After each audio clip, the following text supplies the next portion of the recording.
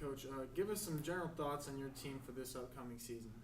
Well, we're really excited about this season. Just like every season around this time of year, everybody's optimistic and everybody's very enthusiastic about everything going on. We're very excited to coach this group we have right now. We're very youthful, don't have any seniors on the roster.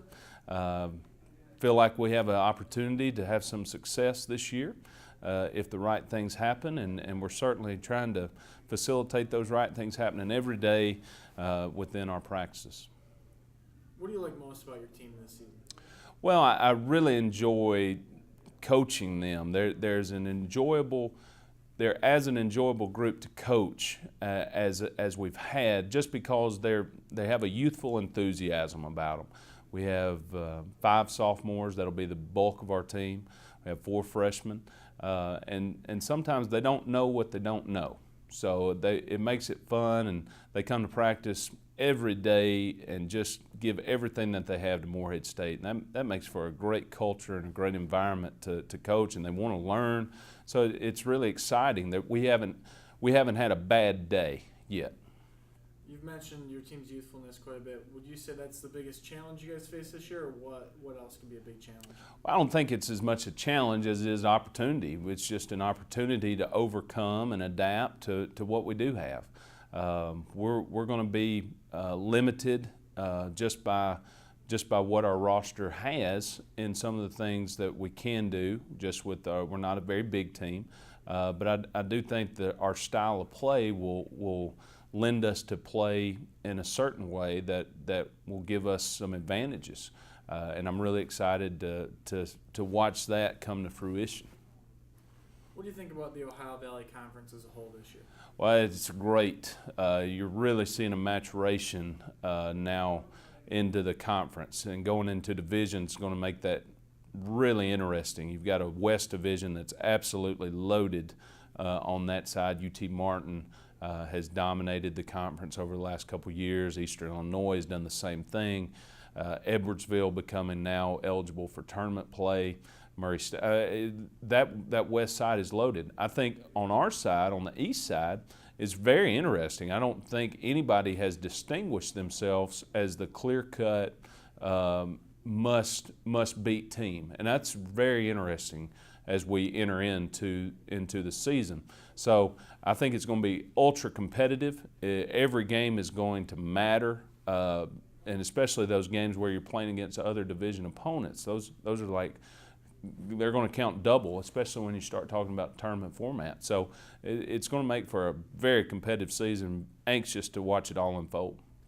All right, you touched on the divisions. How do you see that affecting the league this year and maybe for the years to come as well? Well, again, I just think it's going to be really nice for the league. It gives us even more brandability as a league to differentiate ourselves. And it gives us a chance to know every year who we're going to play, where we're going to play them. I think that's very important as you start to build the philosophies and the strategies for your team and for your program. So it's a nice welcome change, and I look forward to playing in it. What will it take for your team to reach all of its goals this season? Well, we are guided every day by what we call our 3 keys. And if you ever come to our practices, you come to our games, anything that we do, we have 3 keys on. And our 3 keys are intelligence, humility, and hard work. We have to be extremely smart. We have to make the right decisions. We have to be humble enough to do the dirty work. And then we have to work hard. We have to work hard every day. If we do those 3 things, then I tell our players all the time, winning will take care of itself. Winning becomes a byproduct if we adhere to our 3 keys. So we just work to that every day. We don't talk a lot about wins and losses. We talk about the process and what you have to do to be accountable for those 3 keys. So we're really excited. Our players are totally invested into our culture.